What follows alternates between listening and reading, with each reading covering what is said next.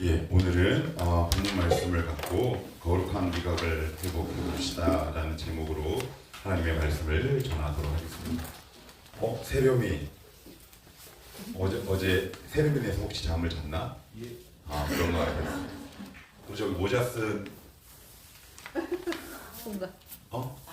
나영이 나영이 당황했지. 오라고 해놓고서는 지가 안 와서 그지 이 아이. 드리는 세트예요. 하여튼 어제 이금단 집사님 잘 해주셨고 어제 또 우리 건영이랑 인경이 우리 부부가 너무 거하고 예쁘게 맛있게 잘 만들어줘서 아주 감사하다는 말 다시 한번 꼭 이 자리를 통해서 전하고 싶습니다.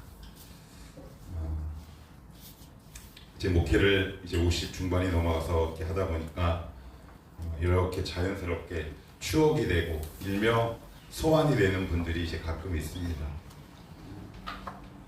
목회를 약간 좀 늦게 시작을 했죠. 30대가 훌쩍 지나서 30대 중후반에 신대원을 가게 됐으니까 이제 한 20여 년 가까이 되는데 뭐 길다면 길고 짧으면 짧죠. 그런데 그 20여 년의 시간 동안 이렇게 말씀을 준비하다 보니까 생각나는 몇몇 사람들이 이렇게 머리에 떠올라요. 되게 귀한 분, 아름다운 분, 때로는 제가 힘들게 했던 분, 아니면 저를 힘들게 했던 사람. 근데 오늘 이 가운데 이런 분이 있었어요. 이 이야기를 먼저 함께 한번 나누고 말씀 안으로 들어가 보면 좋을 것 같은데 두 분을 좀 소개하고 싶어요. 제가 이제 그분 전임 전도사 시절 이어서 이제 신방을 이렇게 갔는데 누가 봐도 그분은 어릴 때부터 부자로 자라온 티가 나는 분이에요.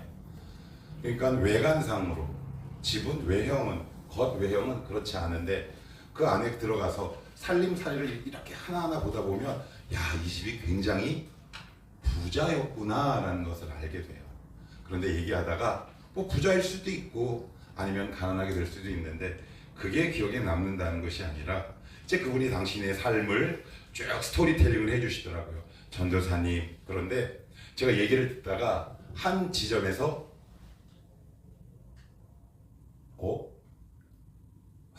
겉으로는 하면 시험이 드실 수 있으니까 속으로 했어요. 그 두 가지 부분인데 이제 그분의 이야기 이제 그선 이거예요.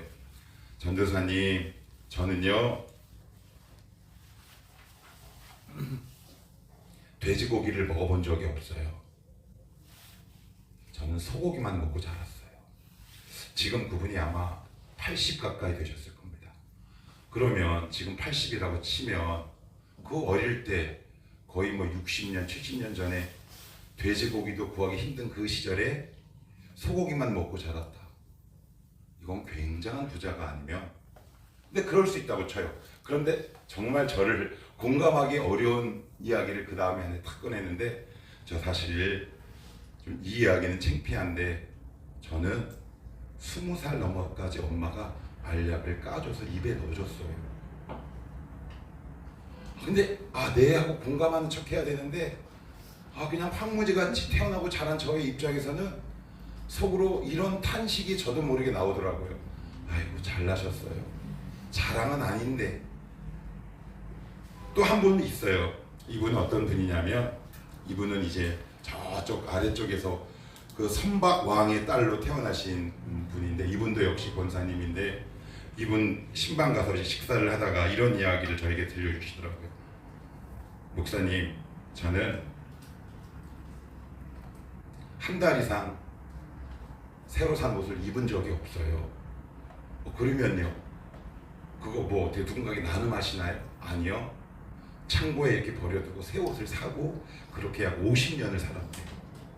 자, 그러면 우리 이야기를 한번 풀어봅시다. 그런 분들이 이제 교회 공동체 안에 들어왔어요. 우리가 이제 소위 말하는 은혜를 받아요. 그러면 어떤 일들이 벌어지게 될까요? 혹시 예상이 되세요? 하나님의 강력한 연단이 시작됩니다. 그래서 그분의 삶을 쭉 이야기를 듣는 내내 이분에게는 반드시 이런 과정과 훈련과 연단이 필요했겠구나 라는 공감이 저에게 되게 많이 되더라고요. 오늘 왜 이야기로 제가 이 본문을 시작하느냐 하면 오늘 다윗에게 일어났던 일들을 함께 나누기 위함이에요. 시편을 우리가 이해할 때 시편은 표제어가 굉장히 중요하다 그랬습니다. 표제어가 뭐냐면 1절이라고 쓰여진 바로 윗부분에 써있는 제목처럼 붙여진 글과 문장을 얘기해요. 자, 우리 여기를 한번 읽어볼게요. 시편 34편 표제를 같이 한번 읽어봅시다. 자, 시작. 다윗이 아비멜렉 앞에서 미친 채 하다가 쫓겨나서 지은 시. 그래요. 미친 채 하다가 쫓겨나서 지은 시라고 되어 있는데 오늘 이 본문만 갖고는 도저히 본문을 풀어낼 재간이 없어요. 그래서 조금 번거롭지만 사무엘상 21장으로 같이 한번 가봅시다. 여기를 봐야 오늘 시편이 이해가 됩니다. 사무엘상 21장입니다. 구약성경 446쪽입니다. 446페이지 사무엘상 21장 10절입니다.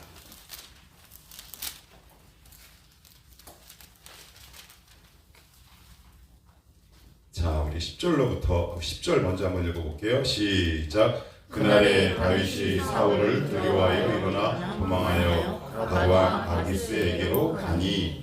여기 보면 시편에는 아비멜렉이라고 되어 있고 여기는 아기스라고 되어 있는데 이게 뭐가 맞는 거냐? 같은 말이에요. 아기스는 고유명사 이름이고요. 아비멜렉은 왕을 지칭하는 거예요. 애굽의 모든 왕은 뭐로 통칭한다? 바로 그것처럼 고대 근동에서는 왕을 아비멜렉이란 일반 명사를 사용했어요. 근데 여기서 아기스는 그 왕이 가지고 있는 이름이죠. 다윗은 10대 중반에 사무엘이라는 선지자의 기름 부음을 받습니다.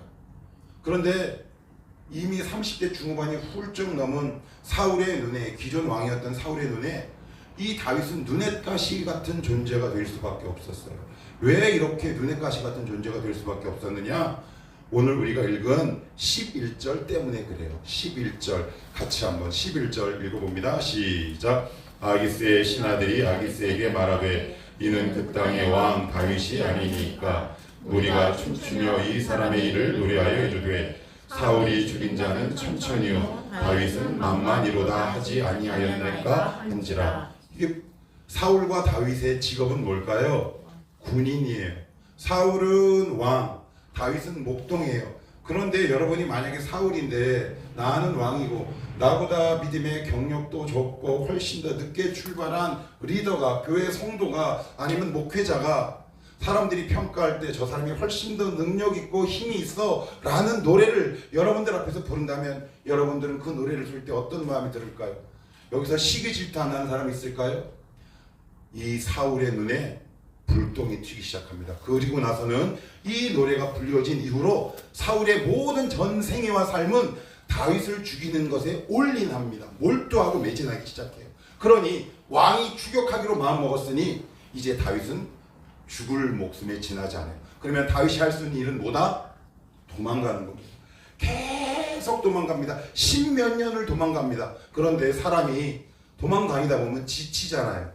그래서 어디로 도망갔냐 하면 이스라엘 국경 안에, 우리나라로 얘기하면 강원도 갔다가, 그리고 저쪽 여수 갔다가, 그리고 무안 갔다가, 그리고 해남 갔다가, 안면도 갔다가, 경기도 갔다가, 서울 갔다가, 이 세월을 십몇 년 동안 반복해요. 그러면 이 추격과 추격에서 피하는 유일한 방법은 뭐가 있을까요? 저 같으면 어디로 가냐면 일본이나 중국으로 도망갑니다. 다윗이 그 이웃과 맞대은 이웃 나라로 피하여 도망가기 시작해요. 그 전에 다윗이 이렇게 고백하고 합니다. 난 이제 죽을 거다. 그러나 이웃 나라로 피하면 사울이 나를 추격할 수 없으니 내가 아마 안전할 거야. 그런데 거기서 무슨 일이 발생하나요? 가드는 어떤 나라냐면 블레셋의 6개 도시국가 중 하나로, 이 가드는 우리가 너무 잘 알고 있는 골리앗의 고향이기도 해요. 그런데 지금처럼 옛날에는 비록 소문이 있긴 하지만 제대로 된 대중매체나 인터넷, SNS 같은 것들이 없을 때란 말이에요. 그래서 다윗은 이 생각을 가지고 있었던 거예요. 아, 내가 비록 골리앗을 죽이긴 했지만 내가 다윗인지는 아마 모를 거야 하고 딱 피했는데 다윗을 보자마자 그 주변에 있던 신하들이 다윗을 정확하게 알아보는 겁니다. 그런데 그 순간 다윗이 어떻게 하냐면 이렇게 행동을 합니다. 갑자기 침을 흘립니다. 그 침이 어디에 묻냐면 수염에 묻어요. 여러분, 우리는 지금 말끔하게 면도를 하지만 고대 근동에서는 수염이 남자의 상징이었어요. 그 남자를 가장 모욕되게 하는 것은 딱 두 가지 방법이 있어요. 하나는 엉덩이 쪽에 옷을 칼이나 가위로 자르거나 아니면 그의 수염을 붙잡아요. 그래서 고대 문서에 의하면 만약 주변의 이웃이나 여자, 남자, 남녀노소를 불문하고 까닭 없이 너의 수염을 붙잡고 흔들거든 그를 칼로 베어서 죽일지라 라는 문서가 발견돼요. 그러니까 그 당시 수염은 남자의 상징이에요. 그런데 스스로 침을 수염에 흘리기 시작합니다. 그것을 끝나지 않고 갑자기 자세와 태도를 돌변해서 대문짝으로 가더니 그것을 손톱으로 푹푹 긁기 시작해요. 근데 지금 다윗은 살려고 왔잖아요. 살려고 왔는데 지금 어떻게 됐어요? 죽게 생겼어요. 이거 어떻게 하면 좋을까요? 하나님은 좀 이때 도와주시면 어떨까요? 하나님은 왜 이렇게 다윗을 이렇게 낮고 낮은 데까지 왜 이렇게 끊임없이 쥐머리처럼 몰아가실까요? 신앙생활 하다 보면 남녀노소 직분의 모든 차이 없이 모든 성도들은 이런 때를 한두 번 겪을 때가 반드시 있다. 그러면 왜 하나님은 다윗을 이렇게 몰아붙이시는가? 왜 이렇게 아프게 하시는가? 왜 이렇게 다윗을 구박하는 것처럼 느끼게 하시는가? 이유가 있어요. 다윗은 10대 중반에 왕으로 기름 부음을 받고요. 그리고 왕으로 즉위한 이후에 백전백승하게 됩니다. 이게 무슨 의미일까요? 다윗은 이때가 아니면 평생 낮아질 기회가 없는 거예요. 하나님은 어떤 성도에게 인생을 마스터 플랜을 계획하시고 그의 삶을 쭉 인도하실 때 어떤 큰 것을 맡기시거나 아니면 어떤 큰 놀라운 선물을 주시기에 앞서 반드시 먼저 하시는 사전 작업이 뭐가 있냐면 그를 굉장히 낮게 하세요. 굉장히 깊이 낮게 하십니다. 왜요? 만약에 높은 상태에서 무언가를 얻으면 자기가 잘나서 얻은 줄로 생각할 수 있기 때문에 그래요. 그래서 하나님은 다윗을 모든 데까지 몰고 가시는 거예요. 저 끝에까지 계속 다운되게 하시고 그를 자존감이나 자존심이 한없이 없게 만드세요. 왜 그렇다? 그를 다시 세우고 그에게 다시 교만할 그 자리로 돌아가지 않도록 하기 위해서 다윗을 지금 혹독하게 연단하고 훈련하고 있다. 그러면 이제 다윗은 이제 어떻게 하면 될까요? 우리 12절로부터 한번 읽어볼게요. 12절 아까 제가 설명했던 그 부분인데 12, 13절 시작. 다윗이 이 말을 그의 마음에 두고 가드왕 아기스를 심히 두려워하여 그들 앞에서 그의 행동을 변하여 미친 채 하고 대문짝에 그적거리며 침을 수염에 흘리매. 그랬더니 어떻게 해요? 가드왕 아기스가 왜 미친놈을 나에게 데리고 왔느냐? 그리고 그를 쫓아내라. 그리고 나서는 놀라운 반전이 벌어집니다. 22장에 이런 사건이 벌어집니다. 자, 1절, 2절, 22장 1절, 2절입니다. 시작. 그러므로 다윗이 그곳을 떠나 아둘람굴로 도망하매 그의 형제와 아버지의 온 집이 듣고 그리로 내려가서 그에게 이르렀고 환난당한 모든 자와 빚진 모든 자와 마음이 원통한 자가 다 그에게로 모였고 그는 그들의 우두머리가 되었는데 그와 함께 한 자가 400명 가량이었더라. 언제 400명을 보내주셨어요? 언제? 무엇을 흘린 다음에? 침을 흘린 다음에 손가락을 이렇게 이 모양으로 해서 문을 이렇게 긁은 다음에 또 무슨 채 한 다음에? 미치광이 채 한 다음에. 근데 되게 하나님은 너무 좀 그런 것 같지 않으세요? 그동안은 다윗은 혼자 도망 다녔어요. 혼자 도망 다녔단 말이에요. 그런데 다윗이 이웃국가 이 가드 나라 가고 나서 딱 깨달은 게 하나가 있어요. 아, 나는 죽어도 여기에서 죽는다. 나는 절대 이 나라를 바깥으로 떠나가지 않는다. 내가 비록 지금 쫓기는 선세지만 하나님께서 정하신 믿음의 경계를 뛰어넘지 않겠다라는 결단을 딱 하고 다시 아둘람굴로 돌아올 때 하나님은 그에게 400명의 지원군을 보내주십니다. 이게 되게 놀라워요. 이미 가드왕에게 쫓겨나서 얼마나 상심한 마음으로 왔겠어요. 그러나 하나님은 다윗을 그 상태로 두지 않으세요. 만약 최근에 여러분이 침을 흘려야 될 만큼 수모와 자존심이 상할 일이 생겼거든 오늘 이 본문 말씀을 붙들고 여러분들이 이렇게 기도하기를 축복해요. 하나님, 제 상황이 지금 침을 흘릴 만한 상황입니다. 누군가에게 미친 채 하지 않으면 이 상황을 버텨낼 수 없습니다. 하나님 이 과정을 벗어나 하나님 다윗에게 400명의 지원군을 보내주셨던 것처럼 저에게도 누군가의 위로와 격려 때로는 사람을 보내주시옵소서. 지금 만약 여러분들이 침을 흘리고 계십니까? 너무나 비참한 상황이십니까? 하나님은 거기서 우리 인생을 마감하지 않으시고 반드시 여러분 주변을 여러분에게 400명의 지원군을 보내주신다라는 사실이에요. 제가 최근에 이 말씀을 묵상하다가 무릎을 탁 쳤어요. 아 그렇구나. 아 그렇구나. 진성아, 네가 기도한 대로 되지 않지. 네가 무릎 꿇는 만큼 되지 않지. 네가 하는 대로 목회가 잘 안 되지. 너의 열정과 열심이 아무것도 아니지. 너를 네 뜻대로 모든 게 잘 안 되지. 그래서 최근에 제가 조금 하나님 앞에 마음이 조금 상했어요. 그런데 이 말씀을 이렇게 묵상하는데 제가 한 가지 딱 음성이, 한 가지 단어가 네가 낮아지지 않으면 나중에 너에게 올 모든 사람들을 너 품을 수 없다. 다윗은 이 상황을 통해 왕국을 이루면서 그 모든 백성들을 자신의 품으로 품기 시작합니다. 만약에 다윗이 이런 경험이 없었다면 다윗은 끼리끼리 노는 거죠. 끼리끼리 노는 거예요. 원통하고 마음이 아프고 빚진 자의 마음을 다윗이 알 재간이 없는 거예요. 그러니까 하나님은 지금 이 상황을 통해 다윗을 왕으로서 아름답게 빚어가는 중이에요.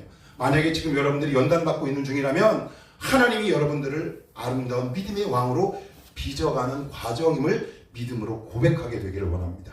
하나님, 저 지금 너무 비참한 상황입니다. 물질도 없고요, 집도 절도 없는 어려운 상황이지만 하나님이 이 상황을 통해 나를 왕처럼 빚어가시는 줄 믿고 하나님께서 정하신 믿음의 경계를 혹시 최근에 넘어가셨어요? 다시 오십시오. 거기 있으면 여러분들 어떤 상황이 벌어지느냐 계속 침 흘리셔야 돼요. 계속 침 흘리셔야 돼요. 그러나 하나님께서 정하신 믿음의 경계 그 안으로 들어오시면 하나님이 반드시 여러분 주변에 그리고 여러분이 가장 필요한 그 순간에 400명의 지원군을 보낸다. 자, 그러면 하나님이 나에게 이런 계획을 갖고 있었구나 라는 것을 드디어 사무엘상 21장 21장을 통해서 깨달았다 못 깨달았다? 깨닫게 돼요. 그리고 나서 지은 시가 시편 34편이에요. 자, 그러면 다시 본문으로 돌아갑니다. 시편 34편으로 다시 한번 돌아갑니다. 자, 우리 1절 자 한번 볼게요. 시작. 내가 여호와를 항상 송축하며 내 입술로 항상 주를 찬양하리이다. 1절에 반복되는 한 단어가 있네요. 뭐예요? 항상. 1절인데 두 번 나오죠. 왜 다윗이 이런 시를 지을 수 있었을까요? 제가 앞에서 설명한 부분이에요. 나는 지금 침을 흘렸는데, 나는 미친 채 했는데, 내 체면이 다 깎인 줄 알았는데 하나님이 그런 것들을 통해 결국 나를 지키셨고 나를 연단하셨구나 라는 것을 나중에 알게 되니 다윗이 이런 고백이 터져 나오는 거예요. 그때도 나와 함께 하셨던 분이셨구나. 우리는 하나님이 함께 한다는 것을 이렇게 이해해요. 어때요? 기도한 대로 되고 내가 보기에 잘 되는 일만 하나님의 역사라고 우리는 단정 짓는 습관이 있어요. 저도 마찬가지예요. 제 기도한 대로 돼야 이것이 하나님의 역사지, 내 기도한 대로 반대되는 역사가 있으면 제 기도의 노트에서 쓱 밀어놔요. 그런데 나중에 지나고 보면 잠깐만, 이것도 하나님의 역사였구나. 내 눈에 보기에 나쁜 일들을 통해 하나님은 선하게 합력하여 선을 이뤘구나라는 걸 그 당시는 꼭 몰라. 지나고 나니까 알게 돼요. 그것을 다윗은 알았던 거예요. 그래서 어떤 노래를 부를 수밖에 없어요. 어떻게 부른다? 항상 부른다. 무엇을? 송축과 감사와 찬양. 지금 돌아보니 그때 하나님이 안 계신 줄 알았는데 그 당시에도 하나님이 나와 함께 계셨구나라는 것을 뒤늦게 깨닫고 다윗은 하나님께 이렇게 고백하는 거죠. 제가 다시 한번 읽어볼게요. 내가 여호와를 어떻게 해요? 항상 송축하며 내 입술로 항상 주를 찬양하리이다. 우리 2절도 같이 한번 읽어볼게요. 2절입니다. 시작. 내 영혼이 여호와를 자랑하리니 곤고한 자들이 듣고 기뻐하리로다. 내 영혼이 여호와를 자랑하리니 곤고한 자들이 이를 듣고 기뻐하리로다. 무엇을 자랑할까요? 여호와를 자랑한대요. 자, 이것을 제가 이렇게 한번 비유를 해볼게요. 여러분들도 아마 똑같을 거예요. 목사가 설교학 시간에 배우는 것 가운데 한 가지가 뭐가 있냐면 절대 개인의 이야기를 빼라 그래요. 그런데 현실적인 예나 조금 더 실제적인 여러분들의 예를 돕기 위해서 저의 경험을 얘기하는 경우가 종종 있어요. 그런데 성도들이 목회자들의 설교를 들을 때 목사들의 경험을 다 듣지 않아요. 유독 집중해서 듣는 게 있어요. 그건 뭐냐면 목회자가 실패한 얘기는 굉장히 은혜를 받아요. 꼭 그 이야기를 하면 제가 열심히 설교 10배 준비한 것보다 더 은혜 받았대요. 왜 그럴까요? 왜 그럴까요? 이유가 있어요. 목사랑 나랑 또 같구나. 거기에서 마음의 문이 열리는 거예요. 다윗이 여호와를 자랑한다라는 말은 무슨 얘기냐? 나 이런 실패가 있었어. 그러니 너희들이 나의 연약한 모습을 보고 나 너희들이 위로와 기쁨을 얻기 원해. 지금 그 이야기를 하고 있는 거예요. 다윗은 자기의 실패와 하나님의 높여주심을 통해 자기가 어떤 존재인지를 분명하게 알게 되는 거예요. 그래서 오늘 2절에 뭐라고 얘기한다? 내 영혼이 여호와를 자랑하니. 누구들이? 곤고한 자들이, 결핍한 자들이, 마음이 상한 자들이. 목회자의 실패 이야기를 듣고 나도 할 수 있겠구나. 저 인간도 저 사람도 저런 실패를 통해 딛고 일어났다면 나도 다시 한번 새 힘을 얻고 새 출발할 수 있지 않을까? 그래서 여러분들 목회자들 가운데는 유독 평균보다 여러 가지 상황이나 모든 것들이 수준이 낮은 목회자들이 얼마나 많이 있는지 몰라요. 저는 한때 이 부분을 놓고 하나님 앞에 굉장히 오랫동안 고민했어요. 하나님, 결혼 초창기에는 창피한 이야기지만 저보다는 정의를 좀 신학교를 보내면 제가 사분을 좀 하겠습니다라는 기도를 제가 3년 동안 했는데 하나님이 한마디도 대답하지 않으시고 일관되게 우리 아내에게 늘 이신성이 목사다라는 사인과 상황을 계속해서 언급하고 재차 반복하셨어요. 왜 그러실까요? 하나님 나를 통해 영광 받으시는 거예요. 그것을 여러분들에게 이야기할 때 저런 사람도 이렇게 회복되고 신앙의 길을 걸어갈 수 있다면 역시 나도 그렇겠구나 라는 것을 하나님은 우리에게 알려주시기 위함이죠. 그 이야기를 지금 하고 있단 말이죠. 그리고 3절은 이렇게 얘기합니다. 3절 자 같이 한번 읽어봅시다. 시작. 나와 함께 여호와를 경배하시다 하며 함께 그의 이름을 높이세. 무슨 단어가 반복돼요? 함께. 이 목사랑 여러분들이 함께. 다윗의 이야기를 들은 이스라엘 백성들과 함께. 다윗의 어떤 이야기? 실패해서 이기게 하신 하나님의 역사. 그래서 여러분들 청모임할 때 이런 이야기가 얼마나 중요한지 몰라요. 나 옛날에 이런 경험과 연약함과 실패가 있었는데 이런 것들이 나에게 있었다라는 것이 때로는 우울과 낙심으로 빠지는 것이 아니라 나의 이야기를 진솔하게 누군가에게 풀어낼 때 그 이야기를 듣는 사람이 오히려 나에게 그 말을 듣는 사람에게 위로가 되는 경우가 얼마나 많이 있는지 몰라요. 여러분들 경험하시잖아요. 이 앞에서 간증하는 사람들에게 우리가 마음의 문이 닫히는 이유가 뭐냐면 저 사람은 늘 성공한 사람을 한국교회에서 세우지요. 이렇게 했더니 성공했다. 그런데 돌아가는 그 성도들의 발자국과 그들과 이야기를 해보면 공감되지 않는다는 말이에요. 그러니까 저 사람은 저 사람이야. 나는 나고. 그런데 누군가가 구역 모임이나 아니면 청 모임이나 목양 모임 때 나의 마음을 열거나 이런 실패가 있었어 라고 성령을 힘입어 솔직하게 이야기하면 그 이야기를 통해 그 청 모임의 분위기가 이렇게 올라오기 시작해요. 왜요? 약할 때 강함 되시네. 나의 보배가 되신 줄. 약할 때 뭐가 되신 줄? 강함 되신 줄. 여러분 총모임 때 약함으로 고백해서 강하게 하시는 하나님의 은혜와 역사를 경험하셔야 하는 거죠. 그리고 마지막으로 다윗은 이렇게 오늘 노래하고 마칩니다. 8절입니다. 자, 8절 같이 한번 읽어봅시다. 시작. 너희는 여호와의 선하심을 맛보아 알지어다. 그에게 피하는 자는 복이 있도다. 자, 여기 보시면 선하심을 맛보아 알지어다. 요즘 보통 우리나라 시장은 두 종류로 나누죠. 재래시장하고 대형 마트. 그래서 제가 제 아내랑 마트를 이렇게 가다 보면 식품을 돌면 무슨 코너가 있는데 시식 코너를 잘만 돌면 허기짐은 면하죠. 근데 어떻게 해요?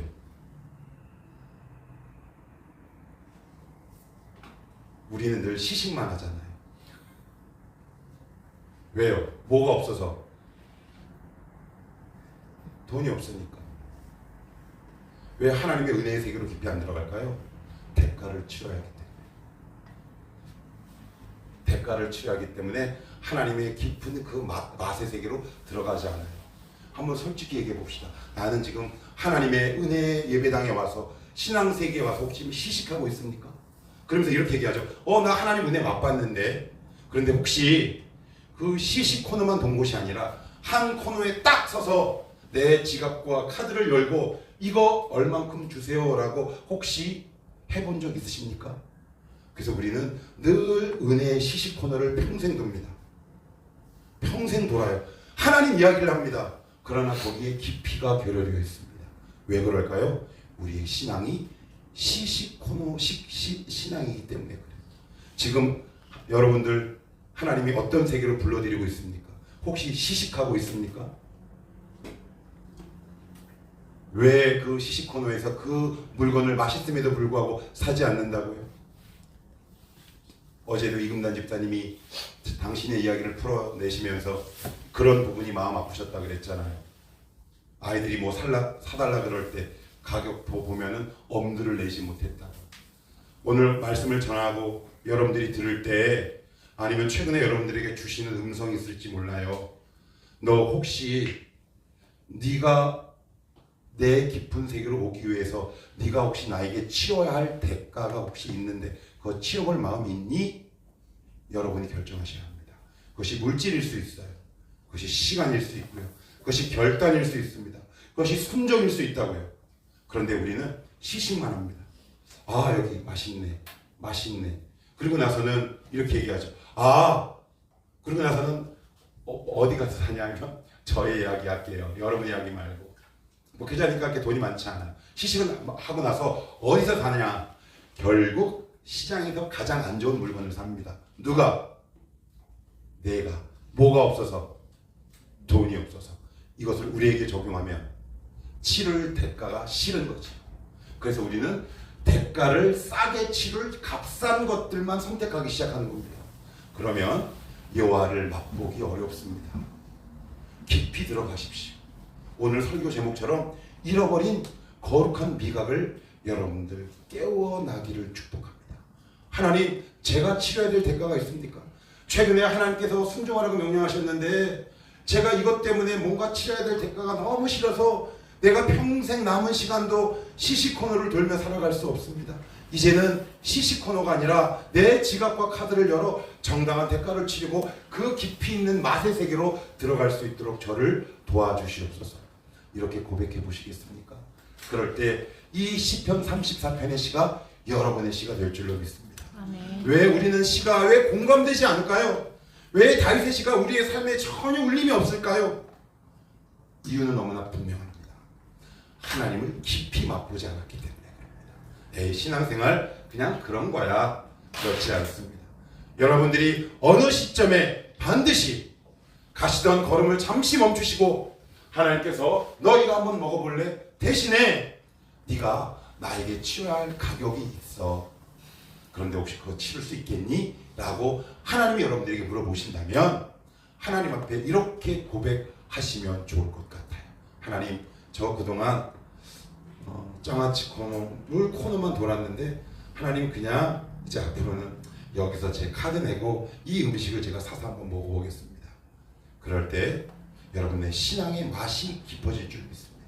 우리 청월함 교회가 시식 코너가 도는 그런 뜨내기 교인이 아니라 한 곳에 딱 서서 나의 대가와 값비싼 것을 치르고 하나님 앞에 하나님의 선하심을 맛보아 알아가는 이 시대에 깨어있는 성도가 되시기를 주님의 이름으로 축복합니다. 아멘. 같이